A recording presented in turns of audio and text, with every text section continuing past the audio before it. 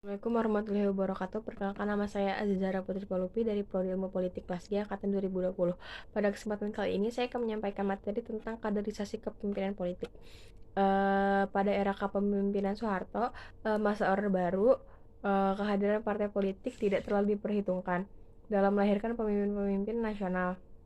Hal ini dikarenakan partai politik yang ada pada saat itu tidak mampu menjalankan peran fungsinya yang semestinya, yang disebabkan oleh berkuasanya segelintir elit yang mengendalikan berbagai bidang kehidupan masyarakat, termasuk menentukan calon-calon yang mengisi posisi-posisi strategis di pemerintahan. Secara umum, definisi partai politik adalah suatu organisasi yang di dalamnya terdapat kumpulan orang-orang yang memiliki visi dan misi yang sama untuk merebut kekuasaan secara konstitusional.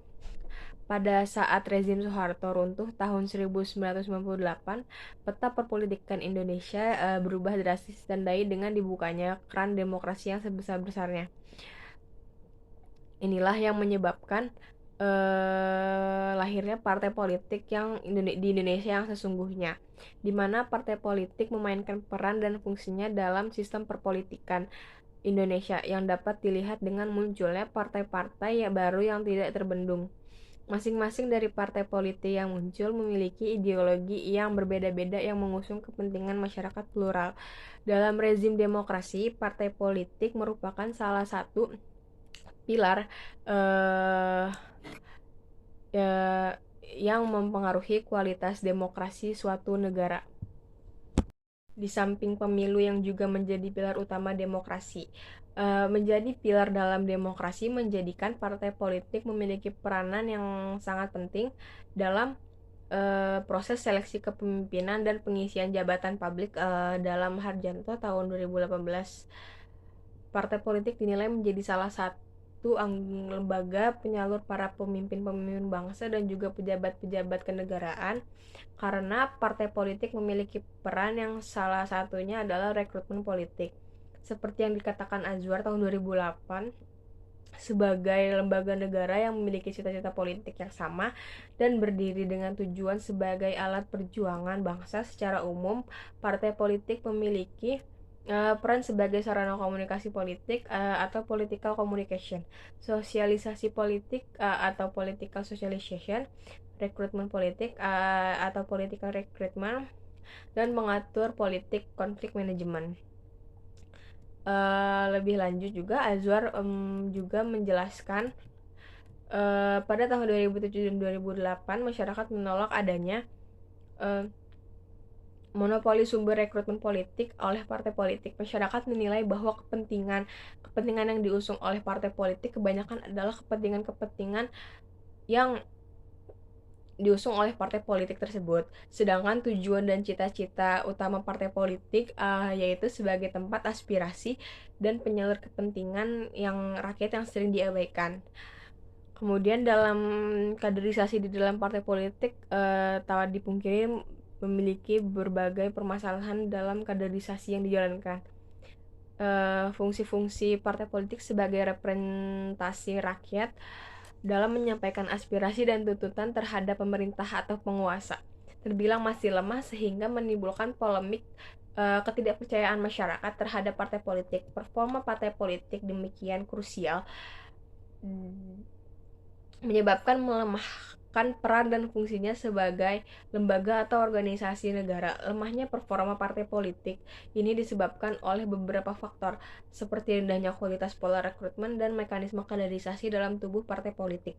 Justru yang tumbuh dan berkembang pesat adalah menguatnya politik kekerabatan dan juga pencalekan kader secara instan. Menurut Direktur Eksekutif Poltreking Institut Hanta Yuda, politik kekerabatan merusak saluran kaderisasi, mengganggu ritme kaderisasi karena tidak sehat, karena demokrasi berbasis pada masyarakat. Parpol juga harus jelas kerjanya dalam rekrutmen politik.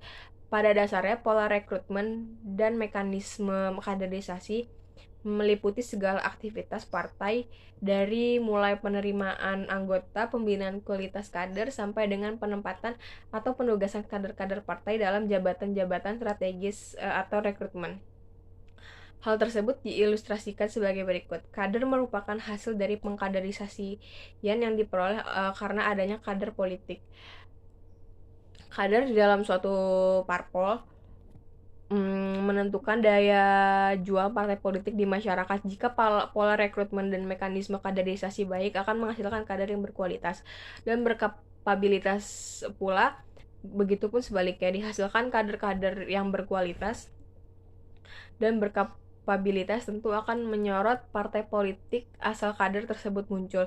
Jadi, kualitas kader yang ada dalam partai politik sangat dipengaruhi oleh pola rekrutmen dan mekanisme kaderisasi partai politik tersebut. Dapat dibayangkan jika partai politik sebagai sumber pemimpin nasional tidak memiliki pola rekrutmen dan mekanisme kaderisasi yang baik, tentu ini akan menjadi berbagai persoalan yang salah satunya ditunjukkan dengan adanya politik kekerabatan.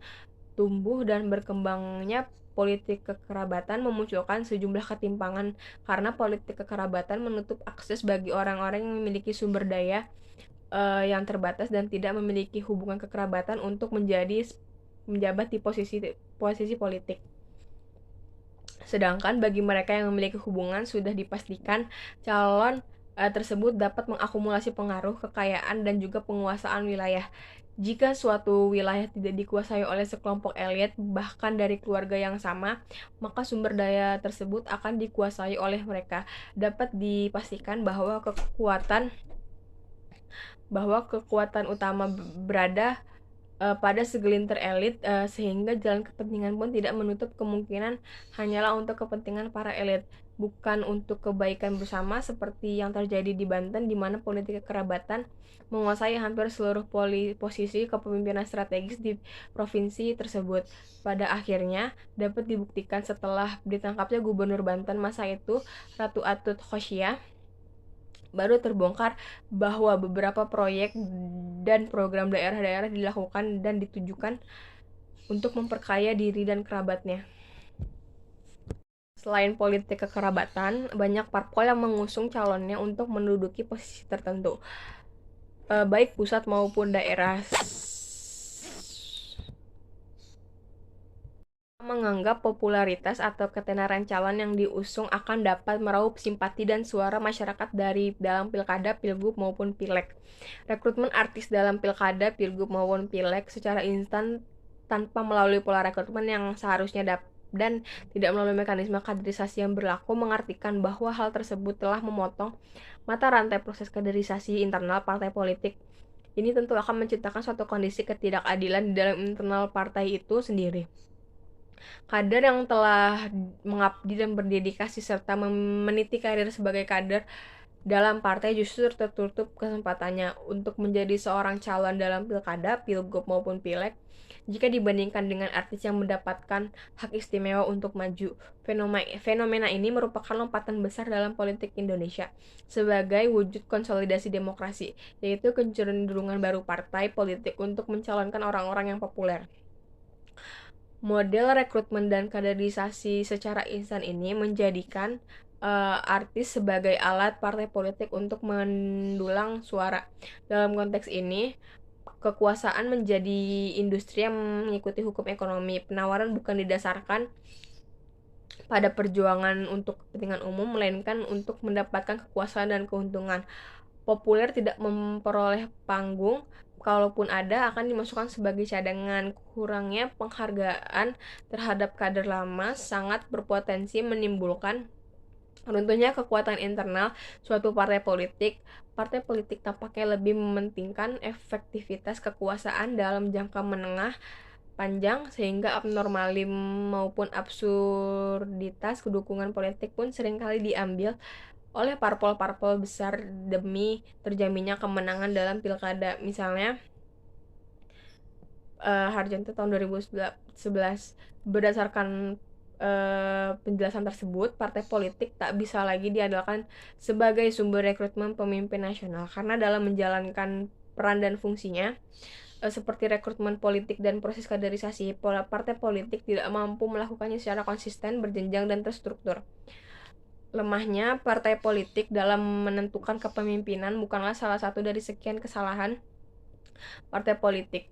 dalam menciptakan kader-kader yang berkualitas, pemimpin yang berkualitas, melainkan ada juga sistem kepartaian, regulasi, sistem pemilu, dan bahkan rezim yang berkuasa saat itu, yang juga turut serta menyumbang lemahnya peran dan fungsi parpol yang sesungguhnya. Proses rekrutmen dan kaderisasi selama ini cenderung menerapkan pola dan gaya tradisional. Partai yang dikembangkan lebih berdiri catch all party, belum memiliki basis sosial yang jelas dan spesifik, dan masih tergantung pada figur individu. Partai-partai politik juga menghadapi tantangan dalam proses kaderisasi. Sebagai besar parpol belum memiliki sistem kaderisasi yang jelas, sehingga rekrutmen politik cenderung bersifat oligarkis. Hasil kajian yang dilakukan oleh P2P bekerja dengan IMD 5 menunjukkan bahwa pola rekrutmen masih mengikuti garis yang ditentukan oleh faktor-faktor primordial seperti agama, hubungan daerah, kesamaan daerah, serta faktor-faktor kesetiaan dan kedekatan dengan pemimpin teras partai. Riset tersebut senada dengan pandangan sejumlah narasumber yang diwawancarai, juga menggarisbawahi terjadinya dominasi pimpinan partai dalam proses seleksi dan kandidasi calon-calon anggota legislatif di Indonesia. Gambaran politisi lompat pagar, kader-kader, artis atau pelawak, orang-orang kaya, dan para pengusaha yang seringkali digunakan kemampuan politiknya merupakan salah satu fenomena dari sekian banyak irisan problematik dalam proses rekrutmen dan kandidasi politik yang dilakukan oleh partai-partai politik. Berbagai masalah dalam rekrutmen tidak dapat dipisahkan dari sejarah pendirian partai. Pembelahan sosial atau social clivages menjadi salah satu faktor yang menyebabkan partai yang lahir dari proses pembelahan sosial umumnya tidak dapat melepaskan diri dari unsur-unsur pembentukannya dalam proses rekrutmen dan kaderisasi. Dalam perkembangan ideologi partai politik di Indonesia memang pernah disinggung oleh Faith dan Castle atas dasar 5 hal, yaitu nasionalisme radikal, tradisionalisme Jawa, Islam, sosialisme demokratis, dan komunis. Pada pemilu pada tahun 1955, partai politik didirikan atas dasar ideologis nasionalis, sosialis, kesukuan, kedaerahan, dan keagamaan. Bahkan Pitt menyebut pemilu tahun 55 sebagai pemilu yang pesertanya kental menggunakan agama dan ideologi sebagai basis sekaligus alat perjuangan partai politik. Pengaruh politik aliran dalam perkembangan partai politik di Indonesia juga turut memengaruhi ke bagaimana partai tersebut melakukan rekrutmen dan siapa kader-kader yang dibesarkan oleh partai. Tipe pengembangan partai atas dasar aliran ini juga terjadi di era reformasi, dimulai sejak pemilu tahun 1999, pemilu pertama setelah Soeharto jatuh. Tidaklah heran apabila partai mengembangkan garis rekrutmen politik atas dasar garis ideologi seperti Partai NU yang kadernya lebih berasal dari kader-kader NU, yang dilanjutkan misalnya oleh PKB setelah reformasi, walaupun tidak selamanya seketat itu, karena pada pemilu tahun 2004, 2009, dan 2014 sudah ada fenomena yang bercampur karena partai-partai nasionalis juga diisi oleh golongan-golongan santri. Sebuah kategori Islam dikelompokkan oleh Gertz sebagai santri dan priai. Pengelompokan ini dimodifikasi oleh Daniel Dakhidaya dan Kevin Evans, khususnya oleh ideologi pemilu-pemilu di pasar reformasi. Demikian pula dengan Golkar, yang dimana pada masa Orde Baru melakukan basis rekrutmen dan kaderisasi melalui jalur ABG, ABRI, birokrasi, dan golongan karya, serta kino-kino atau organisasi sayap. Di awal-awal reformasi, jalur ABG juga mengalami perubahan yang signifikan, tidak lagi seperti itu. Bahkan dua jalurnya, yaitu ABRI dan birokrasi, tidak lagi menjadi dua jalur dalam sumber rekrutmen politik, karena ada larangan bahwa bagi pegawai negara sipil atau PNS untuk berpolitik. Jalur ABG mengalami pemudaran digantikan oleh jalur-jalur lain pada awal Golkar di bawah kepemimpinan Akbar Tanjung, yang kemudian menghijaukan atau meng-HMI-kan Golkar. Dari pengalaman rekrutmen, situasi agak berbeda dalam proses kaderisasi yang terjadi pada internal partai. Umumnya, kaderisasi berkaitan dengan bagaimana partai politik akan melakukan pembinaan terhadap kader-kadernya dengan mendorong lahirnya kader-kader yang memiliki kemampuan, baik kemampuan politik, organisasi, maupun kepemimpinan. Kaderisasi menyiapkan sumber daya manusia yang akan bekerja untuk partai, akan memimpin partai, dan akan menjadi sumber rekrutmen politik dan mengisi jabatan-jabatan jabatan politik. Perkembangan tata kelola partai politik di Indonesia, khususnya sepanjang pemilu era reformasi, organisasi partai sebelum ditata secara modern, bahkan cenderung dikelola secara tradisional dan personal. Kurang lebihnya mohon maaf dari penjelasan saya baru tersebut. Kurang lebihnya mohon maaf. Bilahi fisabilil haq wasabiqul khairat. Wassalamualaikum warahmatullahi wabarakatuh.